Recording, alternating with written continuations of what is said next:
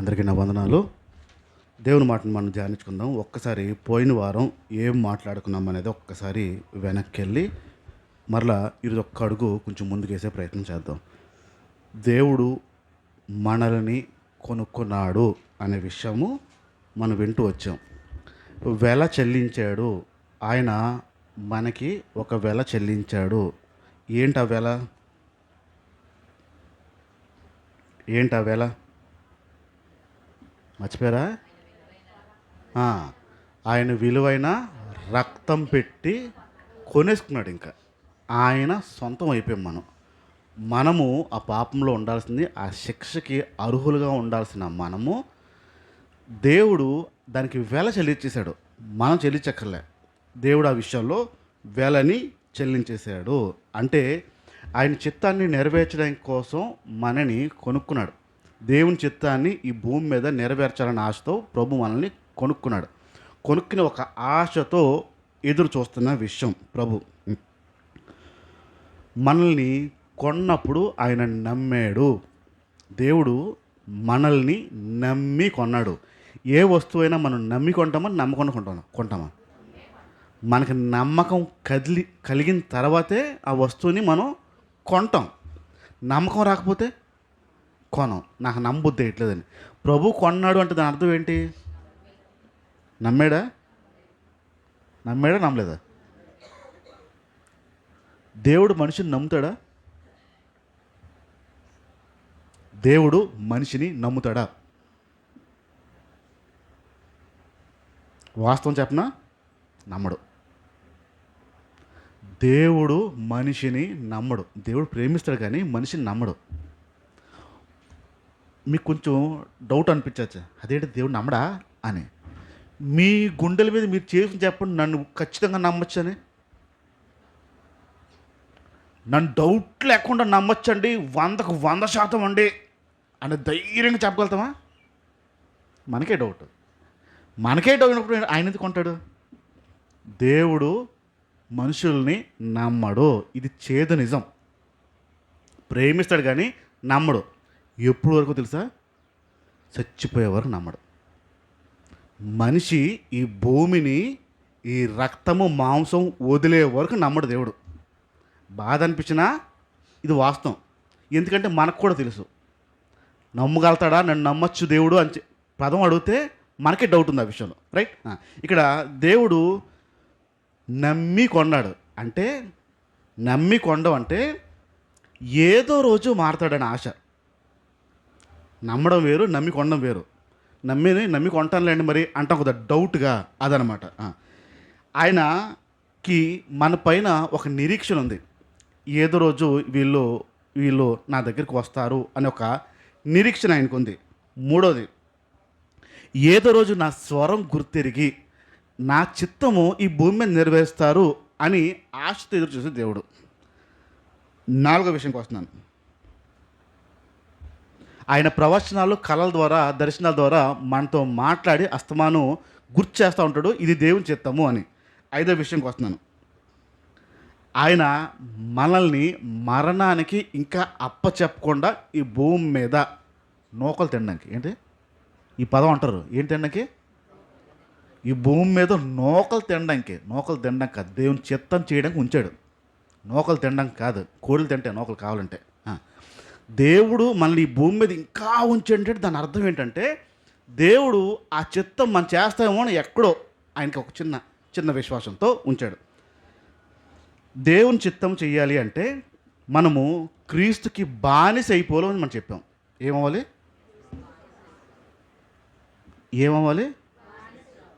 మీ పక్కలు చెప్పండి, మీరు క్రీస్తు బానిసలని. నేను కూడా క్రీస్తు బానిసలని చెప్పండి. ఇప్పుడు బానిసడికి ఉండాల్సిన లక్షణాలు ఏంటో పోయిన వారం మాట్లాడాను, ఒక స్పీడ్గా చెప్పేస్తాను. బానిసకి నా ఇష్టం ఉండదు. చెప్పండి. నా ఇష్టం లేదు, నా కోరిక లేదు, నా స్వచిత్తం లేదు, నా స్వనీతి లేదు, నా ఆలోచన లేదు, నా ప్రణాళిక లేదు. గట్టి చెప్పండి. నా తలంపు లేదు, నా సొంత బలం లేదు, నా అనుభవాలు లేవు, నా పని అంటేనే ఏం లేదని చెప్పండి. పనంతా ఎవరిది? దేవుడిది. బానిస ఇలా ఉంటాడు. ఆడు ఎందుకు ఉన్నాడురా అంటే మా యజమాని కోసమే. ఒరేయ్ దేనికి తింటున్నావురా అంటే మా యజమాని కోసం తింటున్నానండి, నా కోసం కాదు. ఇప్పుడు నేను తినకపోతే నా యజమానికి నేను పని చేయలేను కదా. ఆడి ఉద్దేశం అలా ఉంటుంది. బానిస ఉద్దేశం అలా ఉంటుంది. నా ఆరోగ్యం సరిగ్గా పెట్టుకోకపోతే నా యజమానికి నేను పని చేయలేను కదా, నేను ఆరోగ్యం జాగ్రత్త పెట్టుకుంటాను కదా నా యజమానికి. ఎంత ఆలోచన కలిగి ఉంటాడు బానిస. అంటే యజమానుడి కోసం అంత తీవ్రంగా ఉంటాడు మనిషి, అంత ఆశతో ఉంటాడు మనిషి. ఇప్పుడు క్రీస్తుకి బానిసలుగా ఉంటేనే దేవుని చిత్తము చేయగలుగుతాం. క్రీస్తుకి బానిసలుగా లేకపోతే దేవుని చిత్తం చేయలేం. బయటోళ్ళు వచ్చి వెళ్ళిపోతూ ఉంటారు, అలాగే ఉంటాం. చుట్టాలు వచ్చి వెళ్ళిపోతూ ఉంటారు, అలానే ఉంటాం. క్రిస్మస్ రోజుని బయట వాళ్ళు వస్తారా, మిగతా సండే రోజున వస్తారా? క్రిస్మస్ టైమే కదా. అంటే చుట్టాలు ఎప్పుడు వస్తారు? పండగలకే వస్తారు. బానిస బానిస ఎప్పుడు ఉంటాడు. ఆ, క్రీస్తుకి బానిస అయిపోవడం అంటే ఎప్పుడు క్రీస్తు దగ్గర ఉండడం. అన్ని విషయాల్లో అన్ని వేళలో క్రీస్తుకే లోపడ్డారు. ఎందుకు బతుకుతున్నారంటే దేవుడి కోసం, మా యజమానుడి కోసము అనే విషయం. ఇంకొంచెం ఈరోజు ఒక్క అడుగు ముందుకు వేస్తాను నేను. ఈ క్రీస్తు పని అంటే ఈ దేవుని చిత్తము అనేది చేసే పద్ధతుల్లో ఎలాగుంటుంది, ఉంటుంది, చెయ్యాలి అని అంటే ఏం చేయాలి, ఎలా చేయాలి, చేస్తే ఎలాగుంటుంది, అసలు చేయడానికి అర్హతలు ఏంటి అనే విషయాన్ని ఆలోచిద్దాం. ఒక వ్యక్తి ఇంట్లో ఉండి నీట్గా రెడీ అవుతున్నాడు అంటే దాని అర్థం ఏంటి? అర్థం ఏంటి? బయటికి ఎక్కడికో వెళ్తున్నాడు. వ్యక్తి రెడీ అయిపోయాడు. పిల్లల్ని స్కూల్కి రెడీ చేసినప్పుడు మొత్తం అంతా కావాల్సినవన్నీ చూసి అన్నీ పర్ఫెక్ట్గా ఉన్నాయని చూసిన తర్వాత రెడీ అయిపోయాడు అన్న తర్వాత దించుతారు కదా. రెడీ అయిపోయాడు అన్న తర్వాత సిద్ధపడ్డాడో లేదో మీకు అర్థమైపోద్ది. మీరు సిద్ధపడ్డారో లేదో మీకు అర్థమైపోద్ది. మీరు రెగ్యులర్గా తయారయ్యే విధానం మీకు సిద్ధమయ్యేలేదో మీకు అర్థమైపోద్ది. ఏదైనా కొరత ఉంటే మీకు తెలుస్తుందా? ఏదో కొరత అయింది, ఈరోజు పెట్టుకోలేదు, చేయలేదు, వేసుకోలేదు, ఏదైనా ఉంటుందా? తెలుసు తెలీదా? ఇప్పుడు రాధమ్మ వస్తుంది. రాధమ్మ నీట్గా రెడీ అయిపోయి వస్తుంది. పొరపాటున బొట్టు మర్చిపోయింది అనుకోండి, అద్దంలో చూడగానే కొరత అర్థం అవుతుంది లేదా? ఏంటో తక్కువైంది అని చెప్పి బొట్టు పెట్టుకుంటుంది. ఇప్పుడు బొట్టు పెట్టుకోగానే టక్కని అమ్మయ్య నేను అనుకున్నట్టు రెడీ అయ్యాను, సిద్ధపడ్డాం, ఇది రెడీ అవ్వడం మీకు తెలుస్తుంది. ఇప్పుడు దేవుని చిత్తము చేయడానికి రెడీగా ఉన్నామో లేదు ఎలా తెలుస్తుంది? దేవుని చిత్తము చేయడానికి నేను సిద్ధంగా ఉన్నానండి అనే విషయం ఎప్పుడు తెలుస్తుంది, ఎలా తెలుస్తుంది?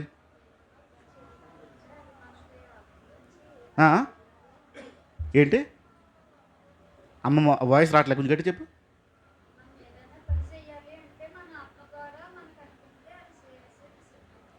ఆత్మలో అనిపిస్తే సిద్ధం అయినట్టు. ఆత్మలో బాగా మంచిగా చెప్పారు. ఆత్మలో మనకు అర్థం అవుద్ది నేను సిద్ధంగా అయినట్టు. ఇంకేమైనా ఉన్నాయా? నేను ప్రభువుని పట్టుకున్న తర్వాత, దేవుని పట్టుకున్న తర్వాత, అన్న దగ్గరికి వస్తున్నట్టు, పెద్ద అన్న దగ్గరికి వస్తున్నట్టు తర్వాత నన్ను ఒకరోజు సడన్గా చూసి నువ్వు ఇంక రెడీ అయిపోలరా అన్నాడు. ఎక్కడికి వెళ్దాం అన్నాను నేను. వెళ్ళడం కాదు, పరిచయకి రెడీ అయిపోవాలి అన్నాడు. ఎలాగన్నా అన్నాను. ఆల్రెడీ రెడీ అయిపోయి అన్నాడు. సిద్ధపడిపోయానని ఆయన చెప్తున్నాడు, నాకు తెలియదు. నేను రెడీ అయిపోయినట్టు నాకు తెలియదు. అయిపోయింది, కొన్నాళ్ళు అయిపోయింది. నర్సాపూర్ నుంచి ఒక పెద్ద సేవకుడు వచ్చాడు, అనుభవం ఉన్న సేవకుడు వచ్చాడు.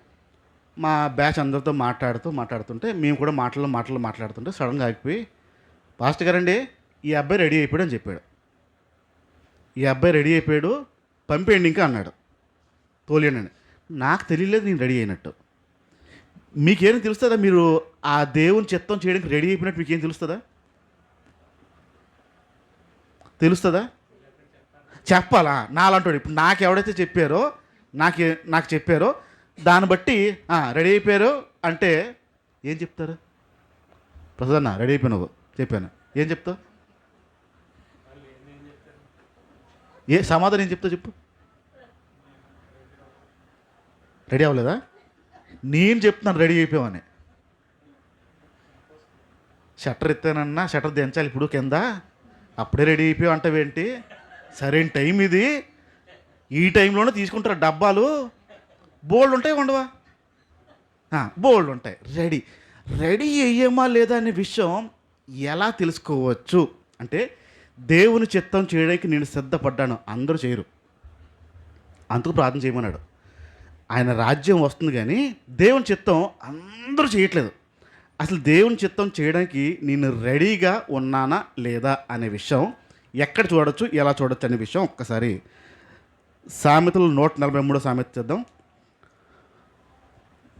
143 సామెత, సామెత కాదు సారీ, కీర్తన 143 10వ మాట.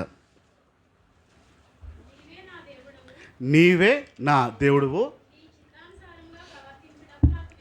నీ చిత్త అనుసారంగా ప్రవర్తించడము నాకు నేర్పించు.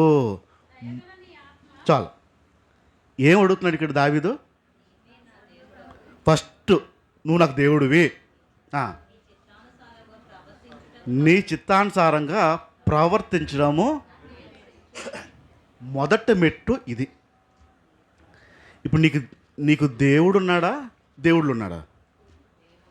యజమానుడు ఉన్నాడా? యజమానులు ఉన్నారా? నీకు యజమానులు ఉంటే 1,00,000 పనులు ఉంటాయి. యజమానుడు ఉంటే యజమాను పనే ఉంటుంది. ఈ పదం ఎందుకు అంటున్నాడంటే, నీవే నా దేవుడు అంటున్నాడంటే, నీవే నా యజమానుడివి, నీ చిత్తానుసారం ప్రవర్తించడం నడవడం నాకు నేర్పించు. ఫస్ట్ మెట్టు క్రైస్తవుడికి రావాల్సిన మెట్టు ఏంటంటే, నీ చిత్తానుసారం నడిపించడం నాకు నేర్పించవా. ఇందాక రెడీ అయిపోయావా అంటే మీకు తెలుస్తుంది అంటున్నారు, తెలిసిపోవచ్చు అంటున్నారు. తెలుసుకునే అవకాశం ఉండదు. ఫస్ట్ మెట్టు ఏంటి ఇంతకు? ఇప్పుడు నాకు నేర్పించని అడగడంతో ప్రారంభమవుతుంది.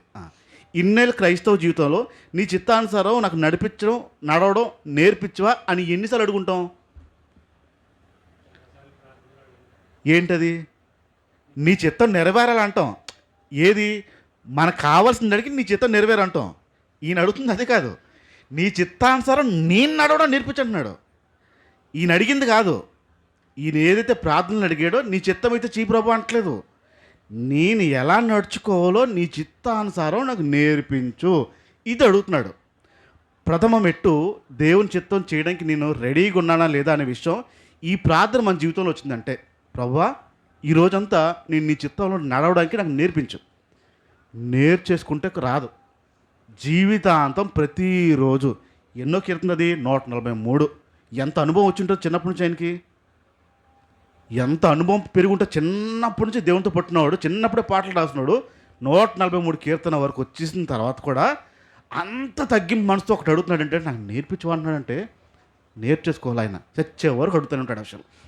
మొదటి మెట్టు నీ చిత్తానుసారం ఈరోజు నన్ను నడిపించు, రేపు అవగానే నీ చిత్తానుసారం నాకు నేను ఎలా నడవాలో నేర్పించు, ఇది మొదటి మెట్టు. ఇప్పుడు ఒకసారి మళ్ళీ మూలవాక్యంకి వద్దాం. రెండో మెట్టుని చెప్తాను. రోమిల్ రాసిన పత్రిక 12వ అధ్యాయం 2వ మాట. రోమిల్ రాసిన పత్రిక 12వ అధ్యాయం 2వ మాట. మీరు ఈ లోక మర్యాదని అనుసరించక ఉత్తమము అనుకూలము సంపూర్ణమై ఉన్న దేవుని చిత్తము ఏదో పరీక్షించి తెలుసుకున్నట్టు. చాలు. దేవుని చిత్తం కనుక్కోవాలంటే ఏం చేయాలి? ఫస్ట్ రెండో మెట్టు ఏం చేయాలి? పరీక్షించాలి, చెక్ చేయాలి. చెక్ చేయకుండా ఆ పని చేయడానికి వీలేదు. పరీక్షించకుండా అక్కడికి వెళ్ళడానికి వీలేదు. పరీక్షించకుండా ఏది చేయడానికి వీలేదు. యజమానుడికి దాసుడు ఎలాగుంటాడంటే, ఏ పని చేసినా ఇది చెయ్యినా అని అడుగుతాడు. నాకు వచ్చిన పనే కదా, తెలిసిన పనే కదా, నేను చేయగలిగిన పనే కదా అని చేసాడు. ప్రతిసారి యజమానుడు అడుగుతాడు, అయ్యా ఇది చేయమంటారా, ఇది ఏం చేయమంటారు, ఎలా చేయమంటారు, ఎప్పుడు చేయమంటారు, ఇవన్నీ అడుగుతాడు, పరీక్షిస్తాడు. ఇక్కడ లోపం ఏంటంటే, మనం పరీక్షించాం, చెక్ చేయం. అంటే ఇది దేవుని చిత్తమా కాదా, దేవునికి ఇష్టమైందా కాదా అనే పరీక్ష మనలో ఉండదు. ఇది రెండో మెట్టు. ఫస్ట్ మెట్టు ఏంటది? రోజు ప్రతిసారి నీ చిత్తంలో నడవడం నేర్పించుటకు ప్రారంభమవుతుంది. ఈ నేర్పించు అనే ప్రారంభం, నేర్పించు అనే అడగడం ఉంటే మీరు దేవుని చిత్తం చేయడానికి రెడీగా ఉన్నట్టు. ఫస్ట్ మెట్ ఎక్కారా, ఎక్కలేదా? ఎక్కపోతే ఎక్కే ప్రయత్నం చేయండి. ప్రభువా, దేవుని చిత్తం చేయడం నాకు నేర్పించు అని అడగడం రావాలి. 2, పరీక్షించడం రావాలి. త్వరపడి చేసేయకూడదు, పరీక్షించడం రావాలి. 3వ విషయంకి వస్తున్నాను. కీర్తన 40వ కీర్తన 8వ మాట.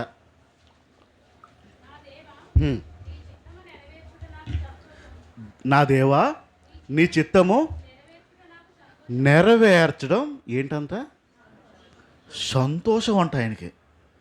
దేవుని చిత్తం చేయడం అంటే ఒక ఆనందంతో పోలుస్తున్నాడు. దేవుని ఇష్టం చేయడం అంటే ఒక ఆనందం, సంతోషం. ఇది దేవునికి ఇష్టం అంట, నేను ఇలా చేస్తానంట. నా వైపు చూడండి, తీలేదా? 40 కీర్తన 8వ మాట. ఇక్కడ దావీదు చెప్తున్న మాట ఏంటంటే దేవుడి ఇష్టాన్ని చేయడం ఈయనకి ఇష్టం, సంతోషం కలిగిస్తుందంట. ఎప్పుడైనా దేవుని చిత్తాన్ని చేసినప్పుడు ఆనందం వచ్చిందా? అది తెలిస్తే కదా, దేవుని చిత్తం ఏంటో తెలిస్తే కదా నేను చేశాను, నేను ఆనందం పడ్డానని. ఈ దేవుని చిత్తం చేయడానికి కావలసిన ఆనందం ఇక్కడ ఉంటుంది. అంటే ఇంగ్లీష్ బైబిల్లో ఏమంటాడంటే నా కోరిక అంటాడు. ఆ పదం ఏమంటాడంటే నీ చిత్తం చేయడం నా కోరిక అంటాడు. మీ కోరికలు ఏంటి చెప్పండి? మీ కోరికలు ఏంటి చెప్పండి? దావీదు కోరికేమో నీ ఇష్టం చేయడం నా కోరిక ప్రభువా అన్నాడు. మీ కోరికలు చెప్పండి, శాంతాడంత లిస్ట్ వస్తుంది. కోరికలు అంటే బోల్డ్. ఇంకొకటే, నీ ఇష్టం ఏదో ఉందో, నీ చిత్తం ఏదో ఉందో నీ చెయ్యాలనిపిస్తుంది. నాకు నా కోరిక. ఈ కోరిక రాకపోతే ఈ 3వ మొట్టు, మీకు లోపల ఆశ లేకుండా ఏం చేయలేం. మీ లోపల ఆశ లేకుండా ఏ పని చేయలేరు. దేవుని చిత్తం చేయాలనే ఆశ, కోరిక ఉంటేనే చేయగలుగుతాం, లేకపోతే చేయలేము. ఒక అర్హత నేను చెప్తున్నాను. దేవుని చిత్తము నెరవేర్చడానికి మీరు సిద్ధపడ్డారా లేదా అనే విషయము ప్రతిరోజు నాకు నేర్పించు అనే స్వభావం రాకపోతే దేవుని చిత్తం చేయడానికి మీరు అర్హులు కాదు, అర్హత లేనివారు. 2, దేవుని చిత్తము, దేవుని కోరిక నేను ఈ విషయంలో పరీక్షించాలి అనే విషయం తెలియకపోతే, పరీక్షించకుండా ఏది పడితే అలా చేసేస్తూ ఉంటే దేవుని చిత్తం ఎప్పుడు చేయలేము.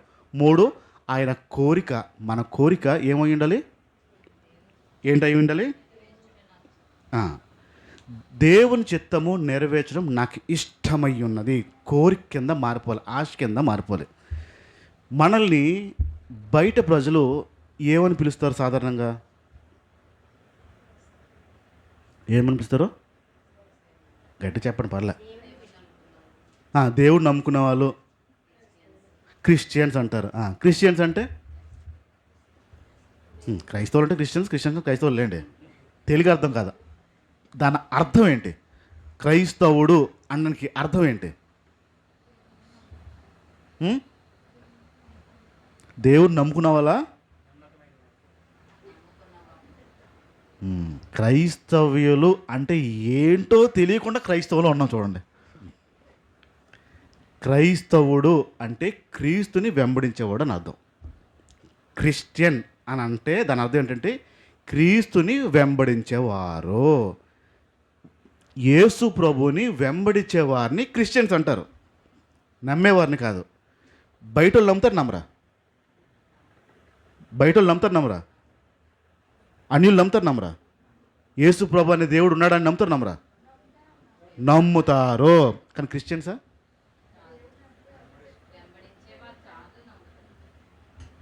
వాళ్ళు నమ్ముతారు కానీ క్రైస్తవులు కాదు. క్రైస్తవుడు ఎవరిని అంటారంటే క్రీస్తుని వెంబడించేవారిని అంటారు. రైట్?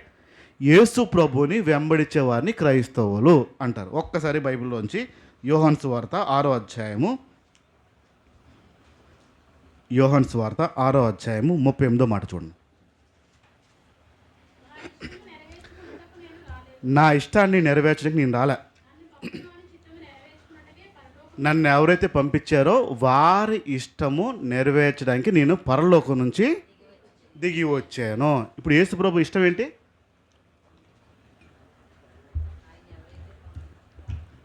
యేసు ప్రభు ఏం చేయడానికి వచ్చాడు? బైబిల్లో లేదు, బైబిల్లో ఉన్నదే అడుగుతున్నాను, కొత్తవే అడగట్లే. అందులో ఉన్నవే చెప్పండి. దేవుని చిత్తము నెరవేర్చడానికి ఈ భూమి మీదకి వచ్చానని చెప్పాడు కదా. ఇది పట్టుకోండి. ఇప్పుడు మనల్ని ఏమంటారు? క్రీస్తు ఏం వెంబడిస్తున్నాడు ఇప్పుడు? తండ్రి చిత్తం చేయడానికి వచ్చానని చెప్తున్నాడు. ఇప్పుడు క్రైస్తవులైన మనము ఏం చేయాలి? ఇప్పుడు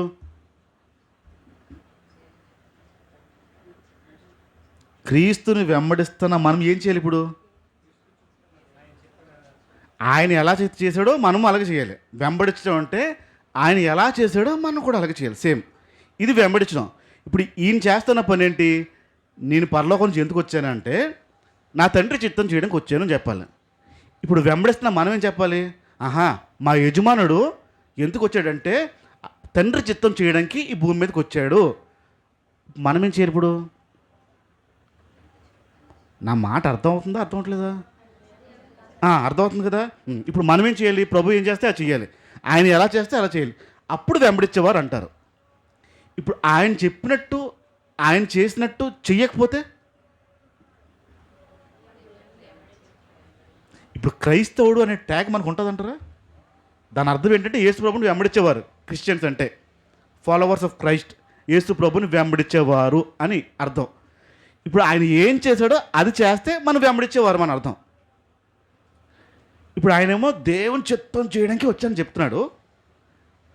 మనం వెంబడిస్తున్న మనము అటొక్కాలు ఇటొక్కాలు, ఇటొక చెయ్య అటొక చెయ్య. ఆయనది ఒకే గురి, దేవుని చిత్తం చేయడం. యేసు ప్రభుని నమ్మడం, యేసు ప్రభుని వెంబడించడంలో ఈ తేడా ఉంటుంది. ఇప్పుడు దేవుని చిత్తము చేయడానికి నేను సిద్ధంగా ఉన్నానా లేదా? ఒకవేళ లేకపోతే ఉండాల్సిన లక్షణాలు ఏంటో నేను త్వరగా చెప్తాను. స్పీడ్గా కొంచెం అర్థం చేసుకోవడం చెప్పండి, ట్రై చేయండి. మొదటి లక్షణం అంటే దేవుని చిత్తం చేయడానికి నేను సిద్ధంగా ఉన్నానా లేదా అనే విషయం. ఒక బలమైన కోరిక ఉండాలి, నేను దేవుని చిత్తం చేయాలని. నాలో ఒక బలమైన కోరిక ఉండాలి, దేవుని చిత్తము నేను చేసి తీరాలని. ఈ బలమైన కోరిక లేకపోతే కష్టం. ఇప్పుడు చూడండి, మీకేదైనా ఒక విషయంలో మీకు అది కావాలి అన్నప్పుడు మీరు సంపాదించుకోవడానికి చేసే ప్రయత్నం చూడండి, సంపాదించడానికి చేసే ప్రయత్నం. అనుకుందాం, ఒక భూమిని కొనడానికి ప్రయత్నిస్తున్నారు. భూమిని, మంచి భూమి అది, ఉన్నదంతా మొత్తం ఊర్చి చెవులకి ముక్కులకి ఎక్కడెక్కడ అన్ని తాకట్టెట్టి ఆ స్థలం మీద పెట్టారు. ఇంకొక ₹1,00,000 తక్కువైంది. అడగాల్సిన వాళ్ళందరిని అడిగేశారు. ఇంకొక ₹1,00,000 ఉంటే మీకు ఆ మంచి భూమి, శ్రేష్టమైన భూమి వచ్చేస్తుంది. ఆ ₹1,00,000 కోసం ఎలా ప్రయాసపడతారు చెప్పండి? ఉన్నదంతా అడిగేశారు, ఉన్న వాళ్ళందరిని అడిగేశారు, ఇంకెవరిని అడగడానికి లేదు. ఇప్పుడు ఆ ₹1,00,000 కోసం చేసే ప్రయత్నం ఎలా ఉంటుంది? వచ్చేద్దలే అని ధీమా ఉంటుందా? ఆతృతగా ఎతికి ఎలాగైనా ఎవరు ఎవరు ఎవరు ఎవరు ఎవరని ఉంటుందా? ఎక్కడ దొరుకుద్దా? ఎలాగైనా. ఇది బలమైన కోరిక. ఎలాగైనా 1,00,000 వచ్చేస్తే అది మనం పెట్టేస్తే మనకు వచ్చేస్తుంది అనే బలమైన కోరిక. దేవుని చిత్తం చేయడానికి అంత బలమైన కోరిక ఉండాలి. నేను దేవుని చిత్తం చేయడానికి ఎంత బలమైన కోరికతో ఉన్నాను. ఇది ఉంటేనే దేవుని చిత్తం చేయడానికి ఒక అర్హత ఉన్నట్టు. ఈ బలమైన కోరిక లేకుండా దేవుని చిత్తం చేయలేం. దేవుని చిత్తము ఆషామాషతో కూడింది కాదు. దేవుని చిత్తం చేయాలంటే మొదటగా మనకు ఉండాల్సింది బలమైన కోరిక. ఇది లేకపోతే దేవుని చిత్తం చేయడానికి మనం సరితూగం. రెండో విషయంకి వస్తున్నాను, బలమైన బాధ్యతనండి. దేవుని చిత్తము చేయడానికి బలమైన బాధ్యత కలిగి ఉంటాం మనం.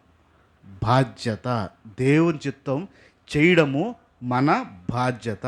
మీ పితరులు ఇచ్చిన ఆస్తిని అమ్మేసుకోవడానికి చూస్తారా, పెంచడానికి చూస్తారా? అమ్మడమా పెంచడమా? వాళ్ళు ఆ చేతి దూరదోళ్ళు లేరండి. అమ్మేసుకుని వేస్ట్ చేసే వాళ్ళు వేరే.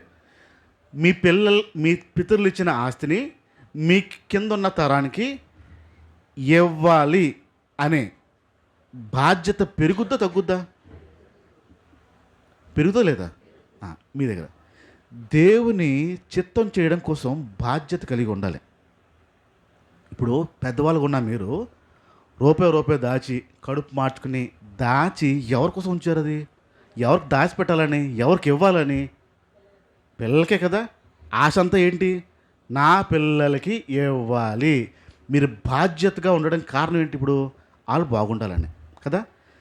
దేవుని చిత్తము చెయ్యాలనే బాధ్యత యేసు ప్రభుని నమ్మిన మన పైన ఉంది. ఇది నా బాధ్యత, ఇది నేను చెయ్యాలి, ఇది నా బాధ్యత. ఒకసారి అంటే నా బాధ్యతనండి. ఎందుకు మీ బాధ్యత తెలుసా?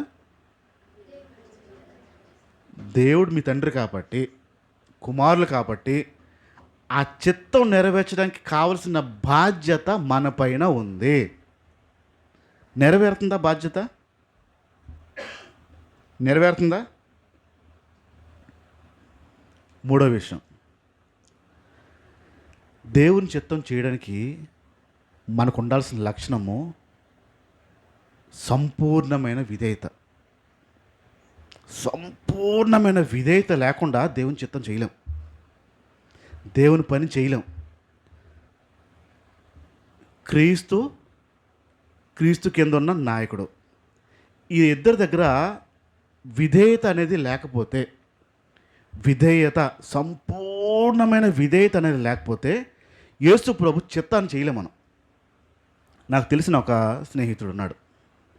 ఆ స్నేహితుడు నాతో పాటు ఉండేవాడే, నాతో పాటే అన్న దగ్గర కలిసి నేర్చుకుంటున్న వాడే. ప్రారంభ దినాల్లో మన ఓటగడ్డకి ఒక సేవకుడు వెళ్ళాలి అని అంటే నాకంటే ముందు ఒక వ్యక్తిని ఎంచుకున్నాడు పాస్టర్ గారు. నాకంటే ముందే, నేనన్నిట్లో ముందున్నా నన్ను ఎంచుకోలే, వేరే వాడిని ఎంచుకున్నాడు. ఆ అబ్బాయిని, నువ్వు ఓటగడ్డ వెళ్ళి అక్కడ సంఘం చూసుకోవాలి అని చెప్పాడు. సంపూర్ణమైన విధేయత ఎలా ఉంటుందో తెలుసా? నువ్వు వెళ్ళు అంటే వెళ్ళేలా ఉండాలి. ఈడేం చేశాడంటే, ఫస్ట్ ప్రశ్న, నేనా? విధేయతేనా? నేనా? చెవులు బాగానే వినిపిస్తున్నాడు. నాయకుడు ఏం చెప్తున్నాడో తెలుస్తుంది. ప్రశ్న ఏమవుతుంది అంటే, విధేయత అవిధేయత? సంపూర్ణమైన విధేయత ఆ రోజు చూపించలేపాడు. కష్టం మీద సరే అయితే అన్నాడు. సరిగ్గా శనివారం రోజున బయలుదేరే టైంకి ఫోన్ చేసి, నాకు వేరే పని ఉందన్న, అర్జెంట్ పని, ఈరోజు రాలేనన్నాడు. విధేయతనా? దేవుని చిత్తము చేయడానికి కావాల్సింది సంపూర్ణమైన విధేయత. వచ్చే వారం వస్తానన్నా అన్నాడు. ఆ ఒక్క మాట ఆయన ఇప్పటికీ సేవలో లేకుండా చేస్తుంది. నాకంటే ముందు ఎంపికైన వ్యక్తి ఇప్పటికీ పరిచర్యలు లేకుండా అయిపోయి జీవితం అట్లా కొత్తలో ఉంది. ఎలా ఉంటున్నాడో తెలియదు, అలా ఉంది బతుకు. విధేయత అనేది చాలా ప్రాముఖ్యమైనది. ఈ సంపూర్ణమైన విధేయత చూపించకపోతే ఆ అబ్బాయి తర్వాత నన్ను నిలబెట్టాడు. ఆడు రానంటున్నాడు, ఆడవల్ల అవదు, నువ్వు రా అని చెప్పి అప్పుడు నన్ను పిలిచాడు. రెండో వ్యక్తిగా నేను వెళ్ళినప్పుడు, దేవుని చిత్తము చేయాలంటే సంపూర్ణంగా విధేయత, లోబడపడం రావాలి. కష్టమైన సరే, ఈ లోబడ్డం రాకపోతే దేవుని చిత్తం చేయలేం. మొదటిది, దేవుడి చేత ఎంపబడిన సేవకుడు, నాయకుడు మాట లోబడకపోతే దేవుని చిత్తం అనేది చేయలేం. నాలుగో విషయంకి వస్తున్నాను. ఖచ్చితంగా భయం ఉండాలని చెప్పండి. ఖచ్చితంగా భయం ఉండాలి. ఎందుకో తెలుసా? నేను ఎక్కడైనా దేవుని చిత్తం కాకుండా ఇంకేదైనా చేస్తున్నానేమో భయం కలిగి ఉండాలి. నా యజమానుడైనా, నన్ను కొనుక్కున్నాడైనా, నేను ఆయనకి బానిసని, నేను ఆయన ఇష్టం కాకుండా నా సొంత ఇష్టం ఎక్కడైనా చేస్తున్నానేమో, ఆయన ఇష్టం కాకుండా నా సొంత ఆలోచనతో ఎక్కడైనా చేస్తున్నానేమో, నేను విలువ పెట్టి కొనబడ్డాను కనుక నేను ఆయన చిత్తం కాకుండా ఇంకేదైనా చేసేస్తున్నానేమో అనే భయము లోపల ఉండాలి. ఎంతమందికి ఉందా భయం? ఎంతమందికి ఉంటుందా భయం? నేను దేవుని చిత్తం కాకుండా ఇంకేదో చేసేస్తున్నానేమో, నా ఇష్టం చేస్తున్నానేమో, నా యజమానుడి ఇష్టం కాకుండా నేను దాసుడి స్థితిలో ఉన్నాను, నేను దాసుడిగా ఉంటున్నాను, నేను నా ఇష్టం ఎక్కడైనా చేస్తున్నానేమో. పిల్లలు ఇప్పుడు హాస్టల్లో పెట్టారనుకుందాం, పిల్లల్ని హాస్టల్లో పెట్టారనుకుందాం. పెట్టిన తర్వాత స్కూల్ అయిన తర్వాత ఎక్కడికి వెళ్ళాలి? వెంటనే మళ్ళీ ఎక్కడికి వెళ్ళాలి?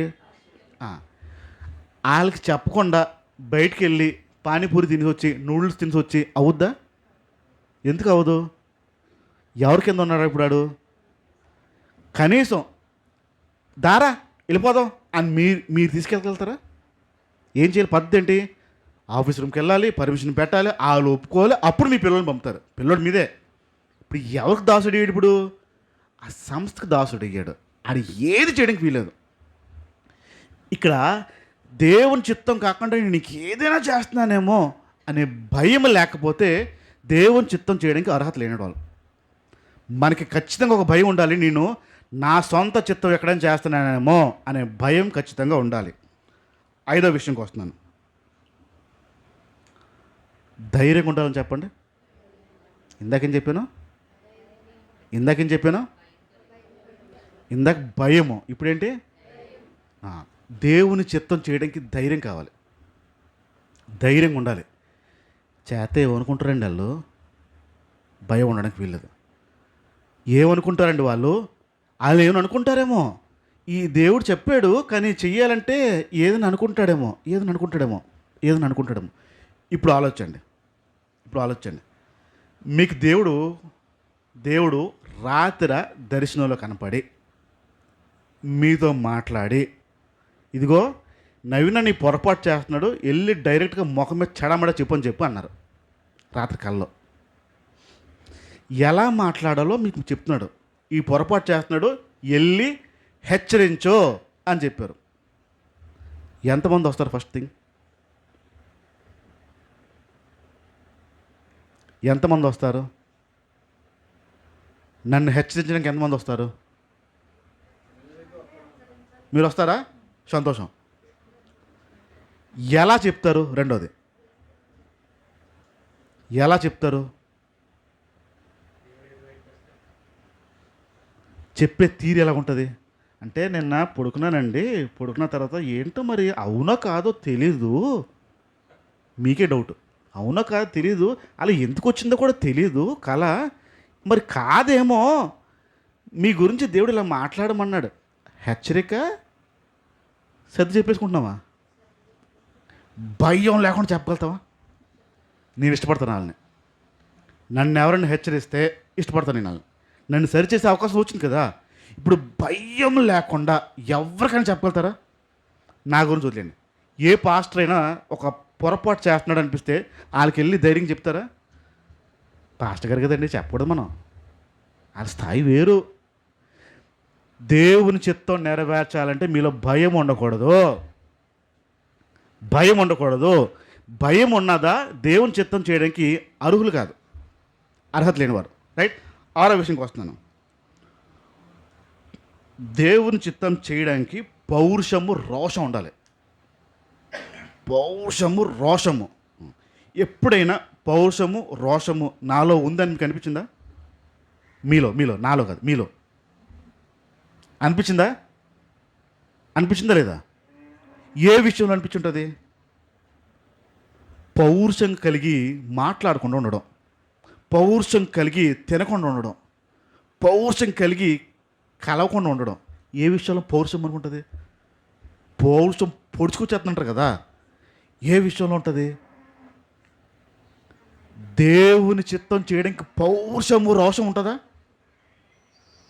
దేవుని చిత్తం చేయడానికి పౌరుషము, రోషం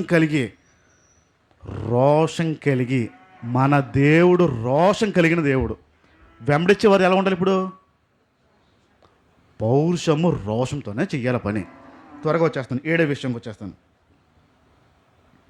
నిర్మోహమాటంగా ఉండాలి. మొహమాటం లేని వారిలాగా ఉండాలి. దేవుని చిత్తం మీరు చెయ్యాలి అని అంటే మొహమాటం అస్సలు నిర్మొహమాటం ఉండాలి. ఉండగలుగుతారా? రాధమ్మ అవుతుంది. నిర్మొహమాటంగా ఉండాలి. ఉండగలుగుతారా? దేవుని చిత్తం చెయ్యాలంటే నిర్మొహమాటంగా అస్సలు నిసిగ్గుగా ఉండాలి. సిగ్గుపడ్డానికి వీలేదు, మొహమాట పడ్డానికి వీలేదు. నిర్మొహమాటంగా జీవించడం రావాలి. ప్రభు చిత్తం చేసేవాడు ప్రభు చిత్తం చెయ్యాలి అంటే మొహమాటం లేనివాడిగా ఉండాలి. పోయిన ఆదివారం మాట్లాడుతూ ఒక పదం వాడాను లాస్ట్లో. ఏంటది? ఏంటి వాడాను? గట్టి చెప్పండి, పర్లే. చెయ్యకపోతే చెయ్యలేకపోతే రావద్దు. జాగా వేస్ట్. ఇది కూడా అనిసేనా? జాగా వేస్ట్, మీ బదులు ఇంకెవడు వస్తాడైనా. రైట్. ఈ ఆడియో విని, ఈ ఆడియో ఎక్కడికి వెళ్తాయి కదా, విని అలా అనొచ్చా, అలా అనొచ్చా, అనకూడదు కదా, అనొచ్చా నాకు ప్రశ్న వేశాడు. అన్న నా ఉద్దేశం ఏంటో నా సంగతులకు అర్థమవుతులే. ఏ ఉద్దేశంతో అంటానో, ఏ ఆలోచనతో అంటానో, ఏ ఆలోచనతో పొడుస్తానో వాళ్ళకి అర్థమవుతులే. నువ్వు ఇబ్బంది పడక ఆ విషయంలో అని చెప్పాను. ఆయన అంటున్న మాట ఏంటంటే, ఈ సంఘానికి పిలిచింది వాళ్ళు, మీరు ఇల్లు ఇచ్చింది వాళ్ళు, వీళ్ళ కోసం నిన్ను ఇక్కడ నిలబెట్టారు, వీళ్ళనే రావద్దు అంటున్నావు నువ్వు అన్నాడు. పిలిచింది వీళ్ళు, వీళ్ళనే రావద్దు అంటావేంటి? నిస్సిగ్గుగా మాట్లాడగలుగుతాను. పిలిచింది మీరే, మీకోసం వచ్చినా, మీకోసం ఉన్నా నిస్సిగ్గుగా నేను చెప్పగలుగుతాను. దేవుని చిత్తం చెయ్యాలంటే నిస్సిగ్గుగా మాట్లాడగలుగుతారా? నిస్సిగ్గుగా, నిర్మోహమాటంగా, డైరెక్ట్గా. ఇది చేయలేకపోతే దేవుని చిత్తం చేయలేం. నాకు కొంచెం మొహమాటం ఏంటంటే పనికిరావు, పనికిరావు. సిగ్గు అన్నావా, పనికిరావు. దేవుని చిత్తం చేయాలంటే నిస్సిగ్గుగా, నిర్మోహమాటంగా ఖచ్చితంగా చేసి తీరాలి. రైట్. 8వ విషయంకి వస్తున్నాను.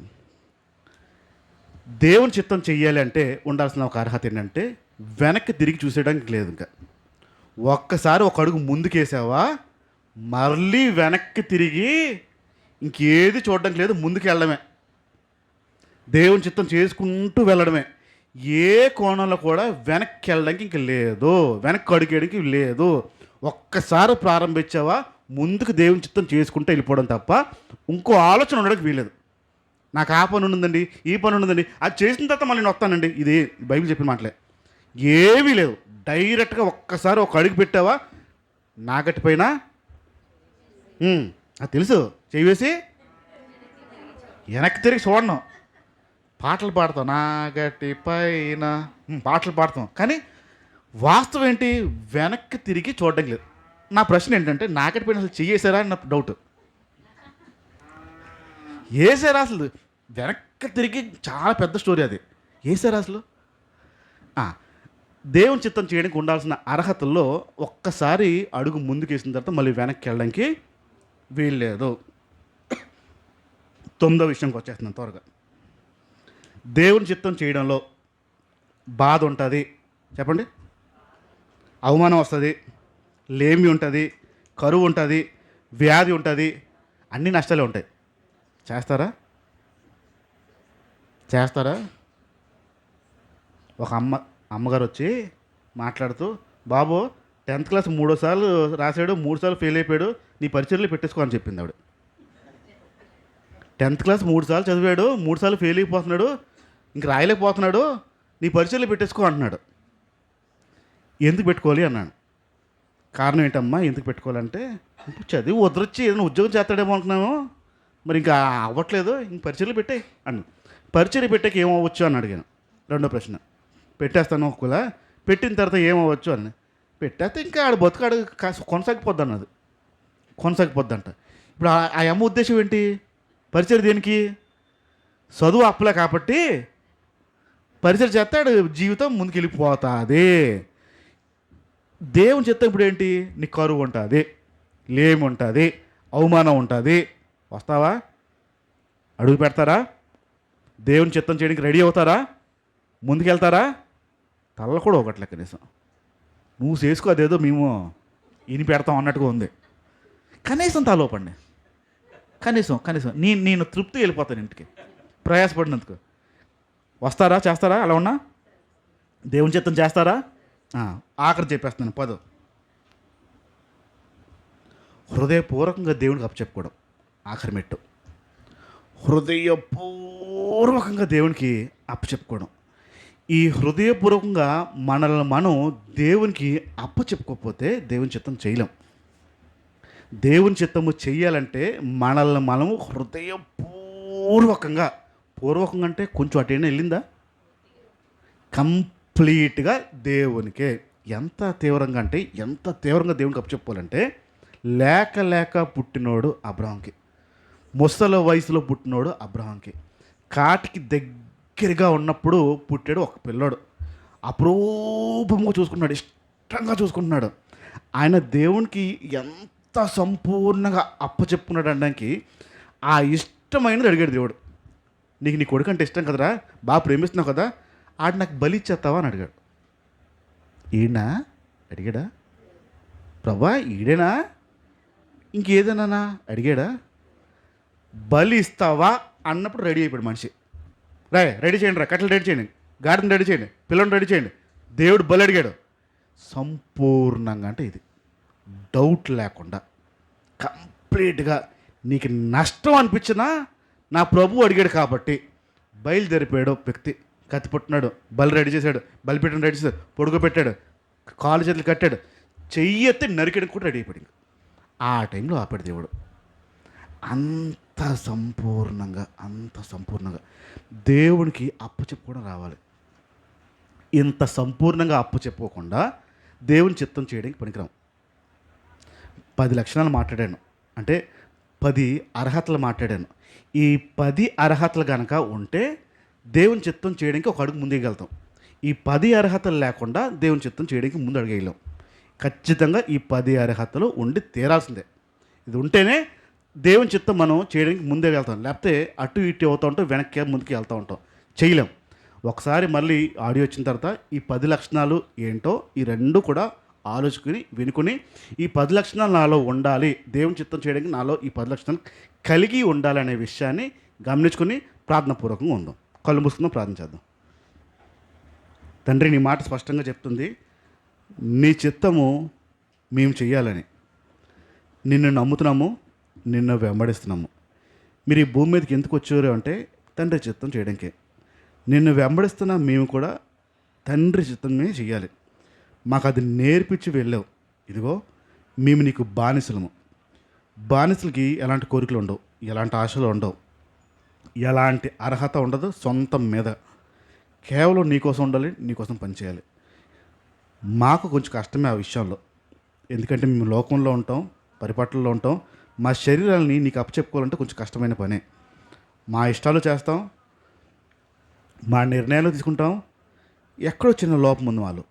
ఇదిగో ఈ భూమి మీద వచ్చినప్పుడు మీరు సంపూర్ణంగా ఎలాగైతే మిమ్మల్ని మీరు తండ్రికి అప్పచెప్పుకున్నారో, తండ్రి చిత్తానికి అప్పచెప్పుకున్నారో, మేము కూడా అలాగే అప్పచెప్పుకోవడానికి మాకు సహాయం చేయండి. దావీదు అడుగుతున్నాడు, నా కోరిక అయ్యి ఉన్నది అనే విషయం.